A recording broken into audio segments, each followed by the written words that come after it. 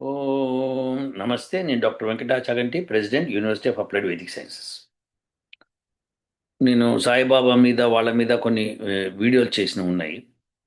అయితే వాళ్ళ మీద అంటే సాయిబాబా లాంటి వాళ్ళ మీద అని అర్థం. సో దాని మీద చాలామంది "నువ్వు చచ్చిపోతావు, ఆ? నీకు సాయిబాబా నేను చంపేస్తాడు" అన్నట్టుగా చెప్తూ ఆ, బెదిరింపులు అవన్నీ చేస్తున్నారు. అవన్నీ సామాన్యం అనుకోండి, అది పెద్ద విశేషం కాదు. గమ్మత్ ఏంటంటే వాళ్ళందరూ అనుకునేది సాయిబాబా దూషించడం మూలంగా, సాయిబాబా తప్పు అనడం మూలంగా మీకు ఇదైపోతారు, మీరు చచ్చిపోతారు అన్నట్టుగా చెప్తున్నారు. విశేషం ఏంటంటే ప్రతి మనిషి చచ్చిపోతాడు నాయన. ప్రతి మనిషి ఎప్పుడోకప్పుడు చచ్చిపోవాల్సిందే. దానికి దీనికి లింకులు లేవు అక్కడ. ఏ మనిషి ఏ కర్మ చేసినా కర్మ ప్రకారం వెళ్ళిపోతూ ఉంటాడు. సో ఈ కర్మలో సాయిబాబాని తిడితే కనుక ఇట్లా అవుతుంది అనే పని అయితే కనుక నాస్తికుడు, ఇప్పుడున్న నాస్తికులు అందరూ చచ్చిపోవాల్సింది. ఎందుకంటే భగవంతుడు లేడు అని తిడుతున్నారు కదా. సో అలాంటి వాళ్ళందరూ చచ్చిపోవాల్సిందే, కానీ చావరు కదా. అది రూల్ కాదు, అది ధర్మం కాదనమాట. అంటే వాళ్ళు ఆ కర్మ చేసినందుకు అది పాపం అయితే పాపం, పుణ్యం అయితే పుణ్యం, అలా జరుగుతుంది అంతవరకే. సో సాయిబాబా భక్తులు, అంధభక్తులు కొద్దిగా గుర్తుపెట్టుకోండి, అలాంటివి జరగవండి. అలాంటి శాపనార్థాలు పెట్టద్దు. పెట్టడం మూలంగా మీ యొక్క ఆయుష్ తగ్గుతుంది, మీ యొక్క పుణ్యం తగ్గుతుంది. అలాంటి పనులు చేయొద్దు. ఇంకోటి ఏంటంటే మీరు చచ్చిపోతారు అనే బదులు ఒకసారి ఆలోచించండి, సాయిబాబా కూడా చచ్చిపోయాడు కదా. చనిపోయాడా లేదా? లేదండి చనిపోయాడు, మళ్ళీ లేచి వచ్చాడు. చనిపోవడం ఎందుకు, లేచి రావడం ఎందుకు? బతికే ఉంటే సరిపోయేది కదా. సో అదేంటంటే ఇవన్నీ తెలివి తక్కువ మాటలు, మూర్ఖులకి బాగా వంటపట్టే మాటలు తప్పితే ఇవి తెలివైన వాళ్ళు, పండితులు, జ్ఞానులు ఇలాంటివి అంగీకరించరు నాయన. ప్రపంచం జ్ఞానంతో నడుస్తుంది, మూర్ఖత్వంతో నడవదు. సో అందుకని సాయిబాబా భక్తులు ఊరికే వాళ్ళు చచ్చిపోవాలి, వీళ్ళు చచ్చిపోవాలి అని శాపనార్థాలు వదిలేసేసి మీరు మీ భక్తిలో మీరు ఉండండి. Okay, there is no problem about it. మీరు అలా ఉండి మీరు మీ యొక్క శాంక్టిటీని మీరు పెంచుకోవడం చేసుకోండి, తప్పేం లేదు. కానీ మీకే అన్యాయం జరుగుతుంది, మీకు మీరే అన్యాయం చేసుకుంటున్నారు. అందుకని నేను చెప్పలేము. సో అలాంటి శాపనార్థాలు అవన్నీ రాయొద్దు నాయన, అట్లాంటివి తప్పు అవుతాయి. పైగా లాస్ట్కి బ్లెస్ యూ అని రాస్తాడు. అదేదో మెసేజ్ దొరకట్లే కానీ ఉంది ఇది. సో లాస్ట్కి బ్లెస్ యూ అని రాస్తాడు. ఇది ఇప్పుడు ఇన్ని తిట్టి బ్లెస్ యూ ఎదురా బాబు. సో జ్ఞానంతో మాట్లాడండి ఆయన, అనవసరమైన ఇట్లాంటి పిచ్చి మాటలు మాట్లాడద్దు. మనిషి అన్నవాడు ఎప్పుడో ఒకప్పుడు చనిపోవాల్సిందే. ఎస్, చనిపోయే ముందు ఎన్ని మంచి పనులు చేశాడు, ఎంత ధర్మం గురించి పోరాడాడు అన్నదే ముఖ్యం అవుతుంది. సో ధర్మాన్ని నిలబెట్టే ప్రయత్నం చేయడానికి మేమంతా కంకణం కట్టుకున్నాం. సో అందుకని అధర్మం పనులు చేయకూడదు మీరు. ఓకే, అది ఇతరులకి నష్టం కలిగించేవి చేయకూడదు. మీకు మీరు నష్టం కలిగించుకున్నారు, అదొక రకం, అదో రకం అంతే. కానీ ఇతరులకు నష్టం కలిగించే పనులు చేయకూడదు. మీరు వాళ్ళకి బెనిఫిట్స్ చేయకపోయినా పర్వాలేదు, కానీ నష్టం మటుకు చేయకూడదు. అది మీరు చేస్తున్నారు, ఇది చాలా తప్పు వ్యవహారము. అంతేకాకుండా మెసేజ్లు పెట్టడం ఇంకా తప్పు. మీరు చంపేస్తామని బెదిరించిన నాకు మెసేజ్లు వచ్చినాయి చాలా, ఈమెయిల్స్ వచ్చినాయి, మెసేజ్లు వచ్చినాయి, చంపేస్తాం. ఉమ్. అలాంటివన్నీ చేయకూడదు. ఎందుకంటే అది మీకు శ్రేయస్కరం కాదు. అలాంటివన్నీ తప్పు మాటలు, అలాంటివన్నీ చేయకూడదు. మీకు మీరే శాపం పెట్టుకున్నట్టు అవుతుందన్నమాట. అలాంటివి చేయకూడదు ఎట్టి పరిస్థితిలో. మీరు బెదిరించడం లక్షణం ఏంటి? మీరు ఎందుకు బెదిరిస్తున్నారు? సో దట్ నేను సాయి భక్తుడిగా మారాలని. అది మీ బెదిరింపది. అలా బెదిరిస్తే భయపడిపోయి చేస్తాను, సాయిబాబా మిమ్మల్ని ఏదో చేస్తాడు భయపెడితే నేను చేస్తాను అని మీరు భ్రమపడుతున్నారు అనమాట. భ్రమపడటం మూలంగా మీకే అన్యాయం జరుగుతుంది. అంతేకాకుండా ఎవరినైతే మామూలు మనుషులు ఎవరైతే బెదిరిపోతారో వాళ్ళని మారుస్తున్నారు. అది కూడా తప్పు. ఆ ముస్లింలు చేస్తున్న పనే కదా అది. వాళ్ళందరూ టెర్రరిజం చేసుకుంటూ పహల్గామ్లో చంపారు. ఎందుకు? మీరు ముస్లిమ్స్ కాదని, మీరు ముస్లిమ్స్ కింద మారండి అని చెప్పి, కల్మా చదవండి అని చెప్పి. సో ఇలాంటివన్నీ, ఈ బెదిరింపులన్నీ కూడా వాళ్ళు చేస్తారు. అదే రకం మీరు కూడా, ఎందుకంటే మీ గురువు కూడా అదే కదా. సో అలాంటి పనులు చేయకండి, అవన్నీ తప్పు పనులు. అలాంటి మూలంగా మీకు నష్టమే కొంచెం, లాభం ఉండదు.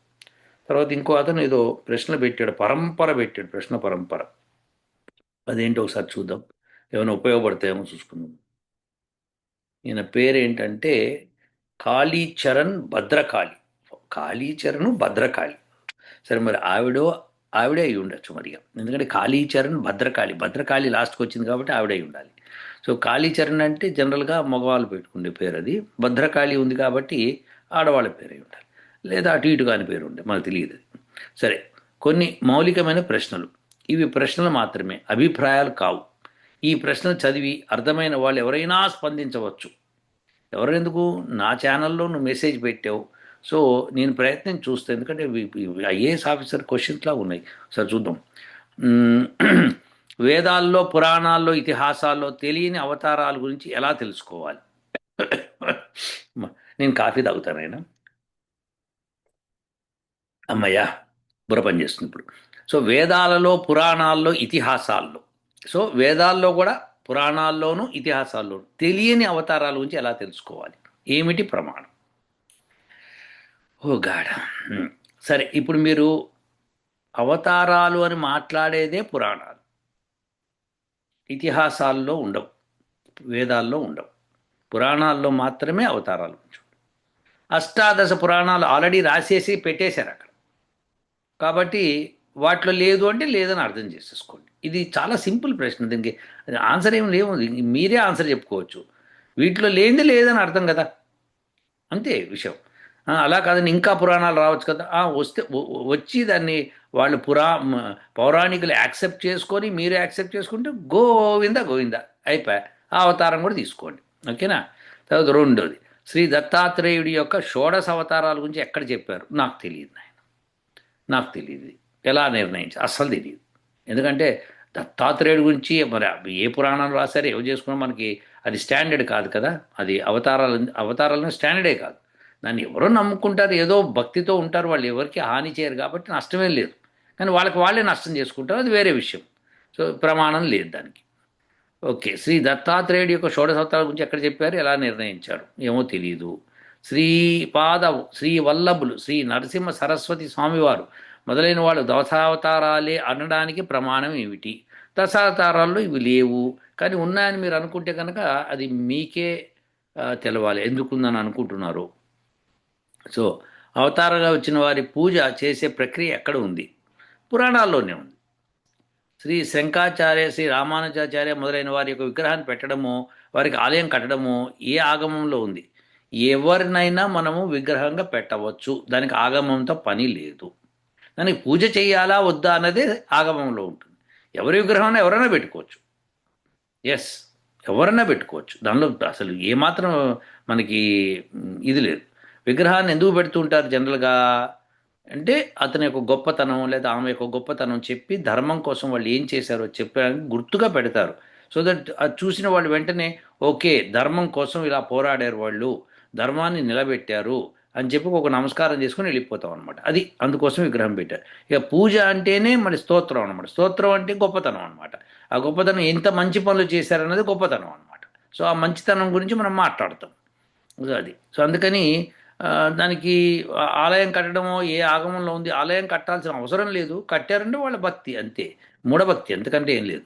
సో కానీ ఆలయం ఎందుకు కడతారంటే విగ్రహం పడిపోకుండా గాలికి వాటికి, లేకపోతే ఏనో జనాలు దాన్ని రాళ్ళతో కొట్టి ఎవడో ఒకడు కొట్టి ఏదో ధ్వంసం చేయకుండా, లేకపోతే అది వర్షాలకి ఎండకి ఎండి ఆ రాయి పగిలిపోకుండా, ఇలాంటివన్నీ ఉంటాయన్నమాట.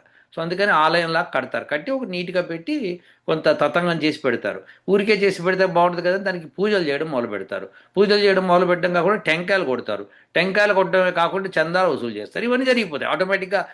ఒక్కటి జరిగితే ఇంకో టక టక టక టక జరుగుతుంది. అదేదో సినిమాలో, సినిమాలో చెప్తాడనమాట ధర్మేంద్ర గురించి, ఎవరు అమితాబ్ బచ్చన్.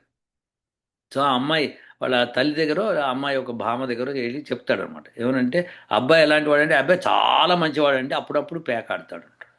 ఆ పేకాట ఎందుకు ఆడతాడు అంటే, అబ్బా అప్పుడప్పుడు ఆ అమ్మాయిల దగ్గరికి వెళ్ళినప్పుడు చేస్తుంటాడు అంతే, అంతకంటే ఏం లేదంటాడు.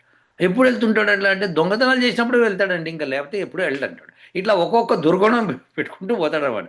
అలానే ఒక చోట దుర్గుణం మొదలైందంటే ఇంకో దుర్గుణం వచ్చేస్తుంది అనమాట. సో అది కొన్నిసార్లు ఏమవుతుందంటే అవసరం అవుతుంది. చందా ఎందుకు అవసరం అవుతుందంటే దాన్ని అక్కడ నిలబెట్టడానికి, దాని యొక్క మెయింటెనెన్స్కి కావాలి, తప్పదు. లేకపోతే ఎవరు ఇస్తారు? ఎవరో ఒకళ్ళు ఇవ్వాలి. ఎవరైనా దాత ఇస్తే కనుక మళ్ళీ వాళ్ళు మెయింటైన్ చేసుకుంటారు.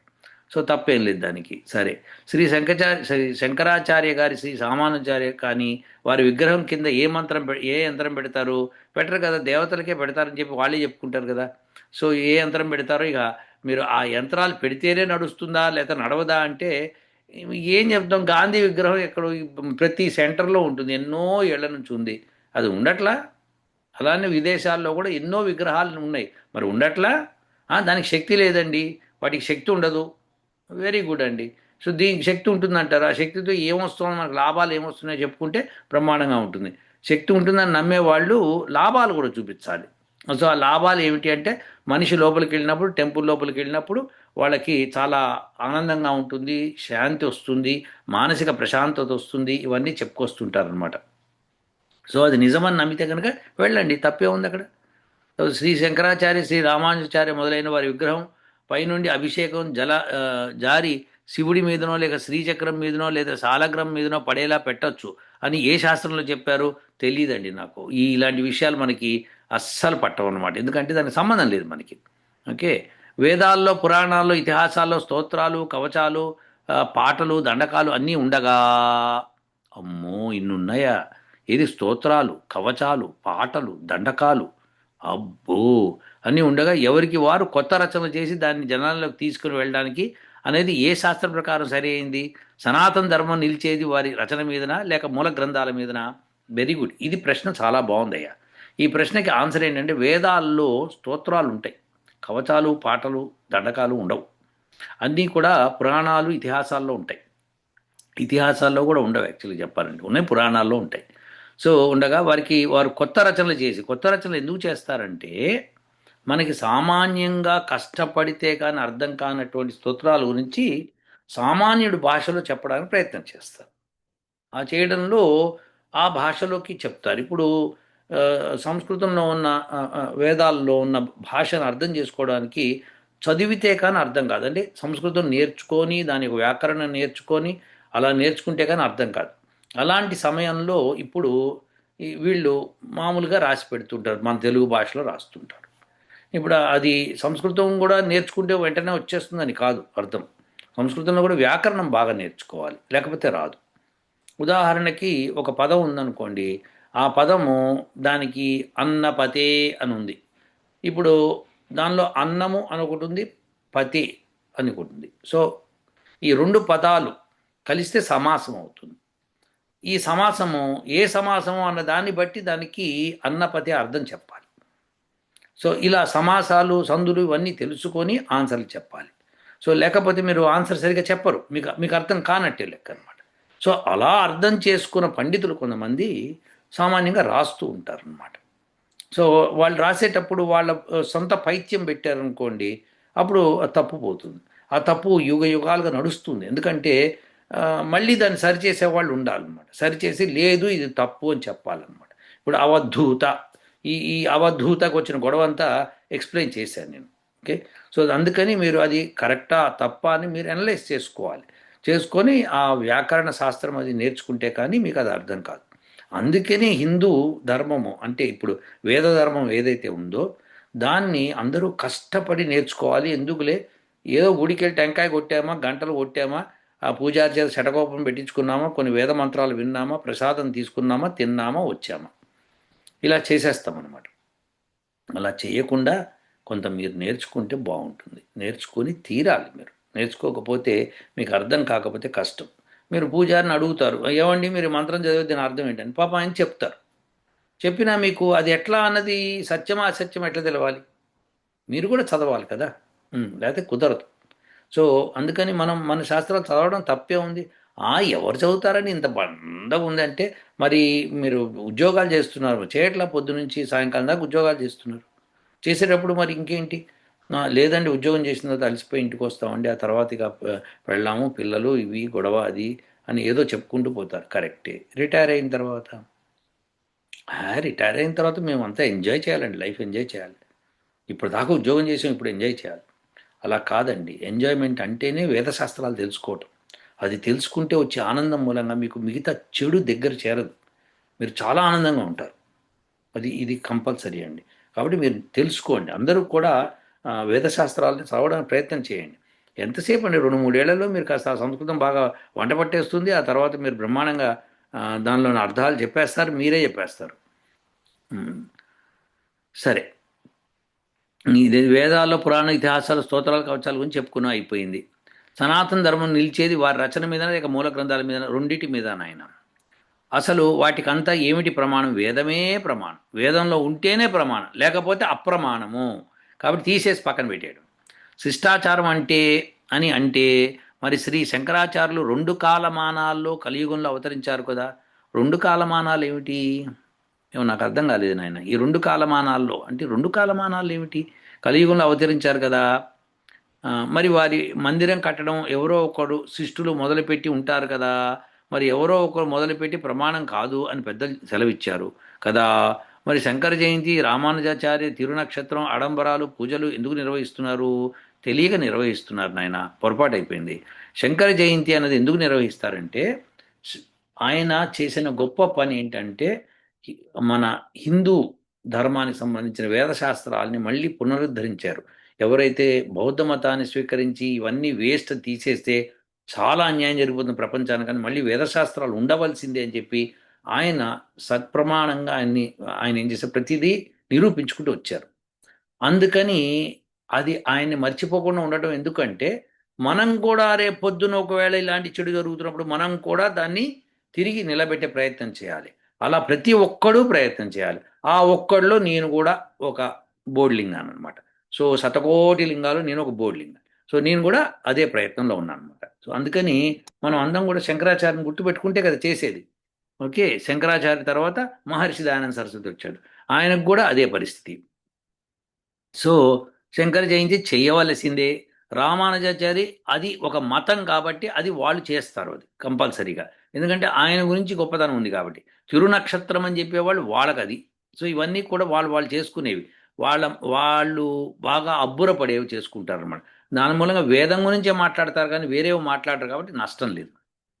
వేద పురాణ ఇతిహాసాలు చెప్పబడని ఇతర మతం వారిని పూజించడం పొరపాటు అనంటే మరి వేద పురాణ ఇతిహాసాలు లేని పూజా విధానాన్ని, అభిషేకాదులను అనుసరించడం కూడా అవైదికమే కదా, పొరపాటే కదా అంటే పురాణాల్లో ఉంది నాయన. వేదాల్లో లేదు కానీ పురాణాల్లో ఉంది.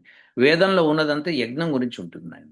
సో ఈ పురాణ ఇతిహాసాల్లో మాత్రమే పూజా విధానం అంటే ఈ అభిషేకాదులు అవి ఉంటాయన్నమాట. సో అది కూడా ఎందుకు కారణాంతరాల వల్ల చేసి ఉండవచ్చు. కనుక్కోండి, దానివల్ల నష్టమేం లేదు కదా. ఎక్కడైనా వేద మంత్రాలు పఠనం చేస్తున్నారు, వేదాన్నే వాళ్ళు ప్రోత్సహిస్తారు. ఇప్పుడు శ్రీశైలం ఉందనుకోండి, శ్రీశైలంలో మనకి అక్కడ అభిషేకం చేస్తారు కానీ అక్కడ పక్కనే వేద పాఠశాల ఉంది.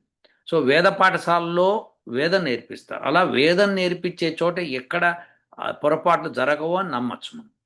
సో కొత్త స్తోత్రాలు, కొత్త సహస్రనామాలు, కొత్త పూజా విధానాలు వచ్చాయి అని ఆక్షేపిస్తే మరి మన సనాతన ధర్మానికి మూలస్తంభాలైన సంస్థల్లో ఒకటి పురాణ ఇతిహాసాల్లో లేని కొత్త స్తోత్రాలు, కొత్త పాటలు, కొత్త విధానాలు కనబడుతున్నాయి కదా. అదే చెప్పాను కదా నాయన. ఏవన్నా సరే, ఏ స్తోత్రాలన్నా ఏవన్నా సరే వేదానికి ప్రమాణంగా ఉంటేనే ఉన్నట్టు లెక్క, లేకపోతే లేదు. ఇప్పుడు నేను ఒక భజన చేశాను అనుకోండి, ఏమని అంటే పరమాత్మ నువ్వు అనంతుడివి, పరమాత్మ నువ్వు అనంతుడివి, పరమాత్మ నువ్వు అనంతుడివి. ఇది వేదానికి అనుకూలంగా ఉందా వ్యతిరేకంగా ఉందంటే అనుకూలంగానే వేదంలో చెప్పబడింది. కాబట్టి మనము ఆ, అదే తీసుకొని ముందుకెళ్ళిపోవచ్చు. సో యజ్ఞమే యజ్ఞమే విష్ణువు అన్న విషయం వేదంలో, కాబట్టి యజ్ఞో వై విష్ణువు అన్నారు. సో దాన్ని మనం తీసుకొని అరే యజ్ఞం అంటే విష్ణువురా, యజ్ఞం అంటే విష్ణువురా అని చెప్పుకుంటూ పోవాలి. అదే భజన చేయాలి. అప్పుడు అందరూ అర్థం చేసుకోవాలి, ఓ యజ్ఞం అంటే విష్ణువా అని అర్థం చేసుకుంటారు. అలా చేసుకోకపోతే ఎట్లా చెప్పండి మరి. అందుకోసమే తెలుగులోకి వాటిలోకి ట్రాన్స్లేట్ చేస్తూ ఉంటాం. భాషని చెడిపోకుండా సంస్కృతం చక్కగా వాళ్ళు ఆచార్యులు ఎంత బాగా పెట్టారు చూడండి. భాషని చెడిపోకుండా మీ భాష మీకు ఉండాలి. తెలుగు అయితే తెలుగు, తమిళ అయితే తమిళ్, అది ఉండాలి. దాంతోపాటు జ్ఞానం కావాలన్నప్పుడు సంస్కృతం నేర్చుకోండి, వేదాలు నేర్చుకోండి. అది జ్ఞానం అంటే. అందుకని తప్పదు నాయన. సో అలాంటి స్తోత్రాలు అవన్నీ రాయాలి, తప్పదు. సామాన్యుడికి తెలియదు లేకపోతే. అప్పుడు వాళ్ళు మెల్లగా రిటైర్ అయిన తర్వాత లేకపోతే టైం ఉన్నప్పుడు నేర్చుకుంటారు. సరే, శ్రీ శంకరాచార్య కంటే ముందు ఇలా ఆచార్యులు మందిరాలు కట్టి అభిషేకాలు చేసినట్టు చరిత్ర ఇతిహాసం ఉందా? ఏమైనా శాస్త్ర ప్రమాణం ఉందా? ఇవి ఈయన ప్రశ్నలు. సో ఇప్పుడు శాస్త్ర ప్రమాణం ఉంటే నువ్వేం చేస్తావు, శాస్త్ర ప్రమాణం లేకపోతే నువ్వేం చేస్తావు? ప్రమాణం అంటే ఏమిటి? ఎవరన్నా రాసి పెట్టి ఉండాలి, లేదా చెప్తూ వంశపారంపర్యంగా వస్తూ ఉండాలి. అవునా కదా? ఏదో రెండిట్లో ఒకటి జరగాలి. లేదు ఈ నాస్తికులు అన్నట్టు ఏ ఎముక మీదనో రాసి ఉండాలి, లేకపోతే రాయి మీదో రాసి ఉండాలి. వీళ్ళకి రాళ్ళ మీద రాయటం అంటే ఎందుకో అంత ఇష్టం. ఎందుకంటే వాళ్ళంతా అనాగరికులు కాబట్టి అలా ఉంటుంది పరిస్థితి. సో ఇలా ఉండాలి, లేకపోతే మేము నమ్మం. సో నమ్మకు. ఓకే. నమ్మకం ఎప్పుడు ఏర్పడుతుందంటే వేదం చదివినప్పుడు జ్ఞానం వస్తుంది. జ్ఞానం వచ్చినప్పుడు కరెక్ట్గా తెలుస్తుంది. సో వేదాన్ని అనుసరించండి. వేదమే మనకి ప్రమాణము. ఆ తర్వాత పురాణాల్లో వేదానికి అనుకూలంగా ఉంటే అవి కూడా ప్రమాణమే. అలానే శాస్త్రాలు వేదానికి అనుకూలంగా ఉంటే అవి కూడా ప్రమాణమే. లేకపోతే ప్రమాణం కాదు. ప్రమాణం కాదు, కాదు, కాదు. Simple story. సో అది తెలుసుకోవాలంటే వేదాన్ని నేర్చుకోవాల్సింది. వేదం నేర్చుకోవాలంటే కొద్దిగా సంస్కృతం నేర్చుకొని వ్యాకరణం నేర్చుకుంటే బోధపడడం మొదలు పెడుతుంది. ఎప్పుడైతే బోధపడుతుందో మీకు ఇంకాస్త నేర్చుకోవాలని చాపల్యం వస్తుందన్నమాట. అది రావాలి, ఆ చాపల్యం రావాలి. సో అది వస్తేనే కరెక్ట్. సో లేకపోతే రాదు. మీకు ఆ కుతూహలం కలగాలి. అలా కాకుండా సర్లే ఇప్పుడు ఏమైంది, ఇప్పుడు మేము నేర్చుకోకపోతే ఏమైంది, మేము సాయి భజన చేసుకుంటే టింగ్ టాంగ్ టింగ్ టాంగ్ అని వచ్చేస్తుంది మా జ్ఞానం అంటే పిచ్చి మాట. ఎన్నటికీ రాదు అది. భజన ఎందుకు చేస్తారు? గుర్తుపెట్టుకునే ప్రయత్నం కోసం చేస్తారు, అంతవరకే. శంకర శంకర శంకర శంకర శంకర శంకర శంకర శంకర అనుకుని పోయాం అనుకోండి, ఏమి రాదు. కానీ శంకరుడు గురించి గుర్తు మాట్లాడుతున్నాను నేను అని చెప్పి జనాలకు తెలుస్తుంది. జనాల కోసమే భజన బయటికి చెప్పేది. లేదా లోపలే మనం ధ్యానం చేసుకుంటాం. సో బయటికి భజన ఎందుకు చేస్తామంటే మేము శంకరుడిని గుర్తిస్తున్నాము అని చెప్పడం. సో అప్పుడు ఆ శంకరుడు ఏం చేశాడని ఎవడో ఒకడు మీలాంటి వాడు అడుగుతాడు. అప్పుడు నాలాంటి వాడు ఏదో చెప్తాడు. అప్పుడు దాని మీద మీరు పరిశోధన చేస్తారు. మళ్ళీ ప్రశ్నలతో వస్తారు. మళ్ళీ జవాబు చెప్తాను. మళ్ళీ ప్రశ్నలతో వస్తారు. మళ్ళీ జవాబులు చెప్తారు. ఇలా జరుగుతూనే ఒక రోజున మీకు ఆ జ్ఞానం వచ్చేస్తుంది. అదండి. కాబట్టి ఎవరైనా సాయిబాబా భక్తులు తిట్టాలనుకున్నా, ఓకే, శాపనార్థాలు పెట్టాలనుకున్నా మీకు అది తగులుతుందండి. పొరపాటును కూడా ఆ పనులు చేయకండి. ఎందుకంటే మంచివాళ్ళు ఎప్పుడు ఆ పనులు చేయకూడదు. సో చెడవాళ్ళు ఎట్లనో అట్లా చేస్తుంటారు, కానీ మంచివాళ్ళు ఆ పని చేయరు. ఓకేనా? అలానే ఇప్పుడు ఈ ప్రశ్నకు సమాధానం వచ్చిన ఆయన వీటిని తీసుకొని నువ్వేం చేస్తావో నాకు తెలియదు. ఓకే, ఏదో ఒకటి చేసేసి వేదాలు నేర్చేసుకో. ఓకే, నేర్చుకుంటావన్న నమ్మకంతో నీకు ఈ ప్రశ్నలకి సమాధానం చెప్పే ప్రయత్నం చేశాను. అలా కాకుండా ఊరికే అనుకుంటే వేస్ట్ చేస్తున్నట్టు టైం. ఉంటానండి. మళ్ళీ వచ్చే వీడియోతో కలుద్దాం. ఓ